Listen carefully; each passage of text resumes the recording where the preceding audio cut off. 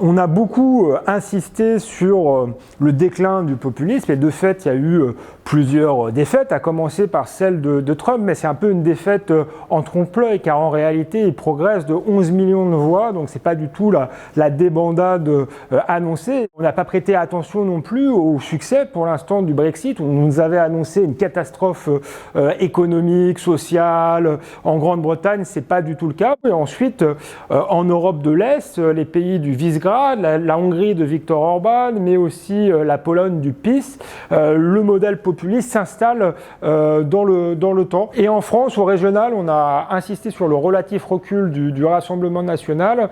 En réalité, les électeurs de Marine Le Pen, mais aussi les abstentionnistes ou les gilets jaunes n'ont pas disparu. Il y a une France qui est en colère, elle le demeure, et à un moment ou à un autre, elle ressurgira, que ce soit dans les urnes ou dans la rue.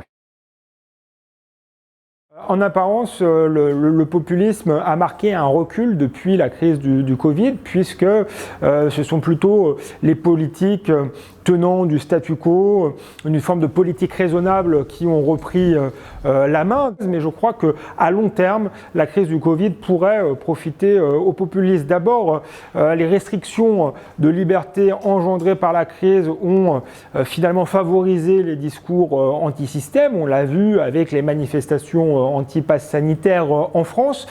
Ensuite, à plus long terme, la crise économique qui devrait découler de cette pandémie risque d'amplifier le phénomène populiste, une crise économique qui se fait sur fond de transition numérique. Donc on peut penser que dans le futur, il y aura une ubérisation du travail, y compris une ubérisation des cadres, qui va faire finalement que la sociologie des populistes va s'élargir.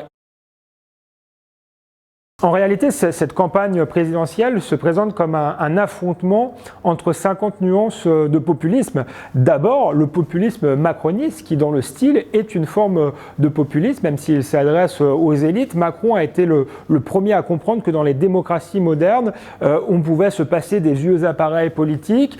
Il a dit qu'il dépassait le clivage droite-gauche, qui est un leitmotiv de tous les populismes, et il a utilisé avec brio les réseaux sociaux pour mieux court-circuiter les corps intermédiaires. On a bien sûr le populisme de gauche incarné par Jean-Luc Mélenchon, qui d'ailleurs ne parle plus de la gauche, mais parle uniquement du peuple. Le populisme de Marine Le Pen et le surgissement peut-être d'un nouveau candidat populiste en la personne d'Éric Zemmour, qui incarne une forme de populisme médiatique et qui a ce point commun avec Trump, qui avait fait de la télé-réalité, d'être un homme de médias, là encore sans s'appuyer sur un parti, sans corps intermédiaire et en surgissant d'un peu nulle part.